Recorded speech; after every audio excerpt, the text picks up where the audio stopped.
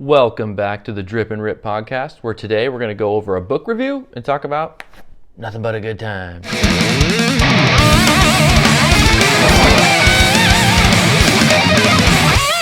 Welcome back, everybody. Hope you got your coffee. So, what am I enjoying today? Counterculture coffee out of North Carolina. Go check them out. Pretty good. It rips. But today we're going to talk about a book. Why not do a book review, right?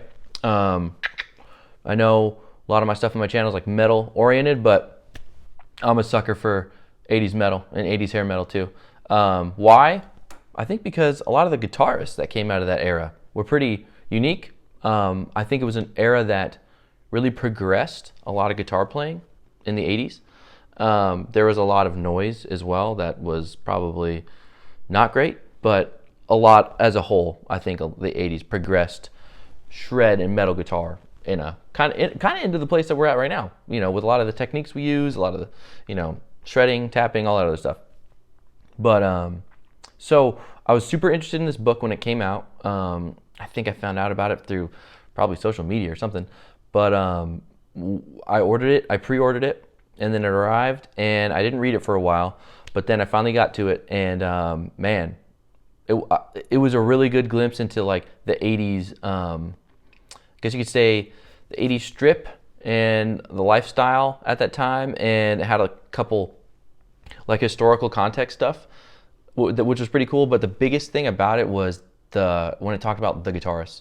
And what was cool was how a lot of these guitarists and a lot of the members in a lot of these bands like Ratt, Stryper, Ozzy, Dokken, all the Poison, Guns N' Roses, a lot of these bands, like, they were pretty interconnected. And I mean, a lot of guitarists in each band was in one another, or they were kind of like shifting back and forth, which is really fun to learn about because, and spoiler alert, this whole thing's a spoiler alert, but towards kind of the end of the book, they kind of talked about how Slash had auditioned with Poison, which is insane because, I mean, if you picture Slash with Poison, it just doesn't fit, which it didn't. So I'm glad it didn't. They found CC DeVille, and then there you go. But another thing is, so something y'all probably don't know is George Lynch was like this close to becoming Ozzy's guitarist after Randy Rhoads.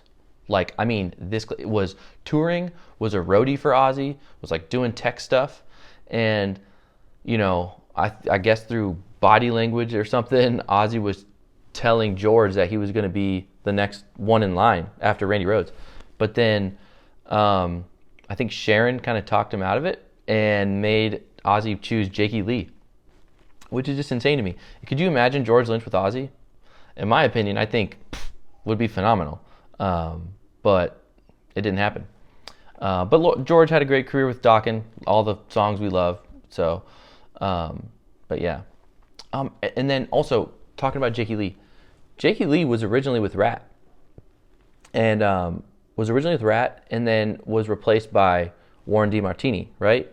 So what's cool about this book is it talks about all these different dynamics and everybody that's been like replaced, stuff like that, and it kind of makes you appreciate what we got in the end, really.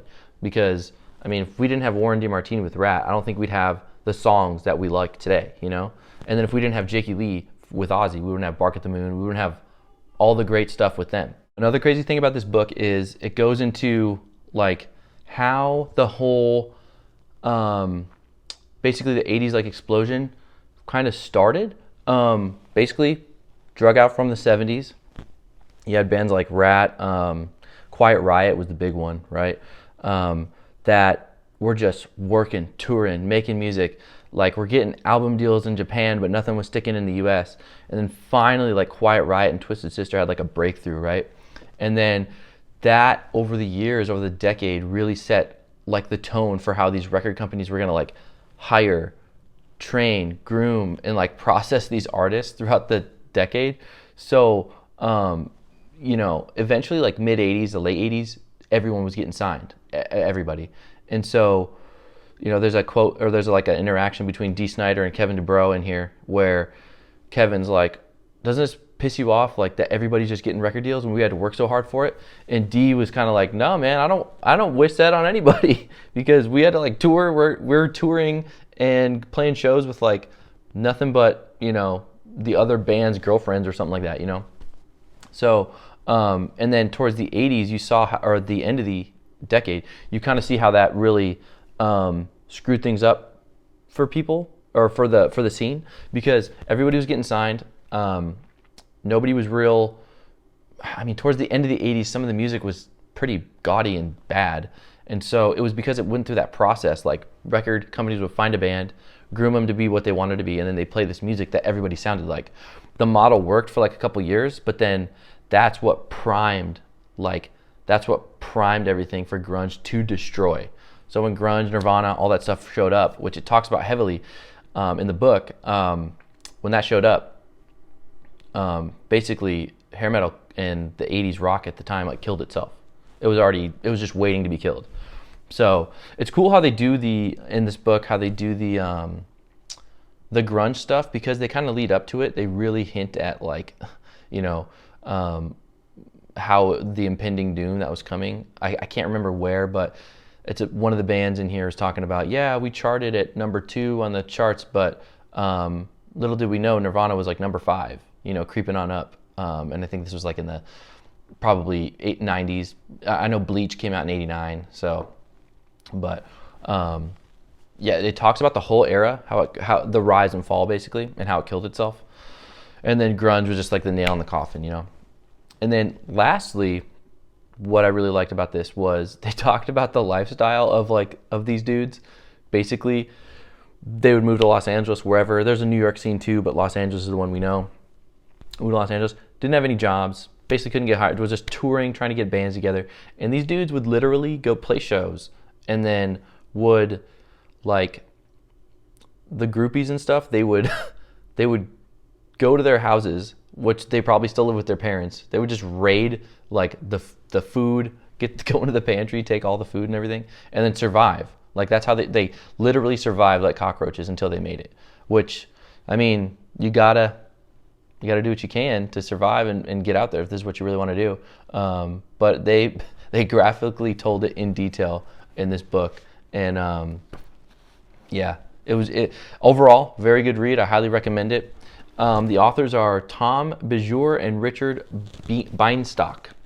So if you want to check this book out, it looks thick, but it's actually a short read. The text is relatively big. I'm not that big of a reader, so, but it's an interview format, and it's cool. It's got a lot of firsthand accounts of things that happened back then, and how they translate till today. And it samples everybody from like the late 70s all the way into the early 90s. So like it talks about the bands that were coming out in like 90, 91, like your Slaughters and your Tricksters, I think it is, and how they were like, yeah, it was great. We were just riding the wave. We didn't know it was just going to come crashing down in 92. So it's kind of cool. The rise and fall is really cool. It ends kind of sad, but I mean, this corny stuff couldn't go on forever. You know what I'm saying? So, but yeah, check it out. I got it off Amazon. I think it was like $20, and I hope you enjoy it. And as always, if you would like to subscribe to keep the podcast and the overall channel going, I would really appreciate it. I like to give away a lot of the gear that I do for the mods of my guitars and stickers. So just hit me up on Instagram and we can make that happen. Until next time.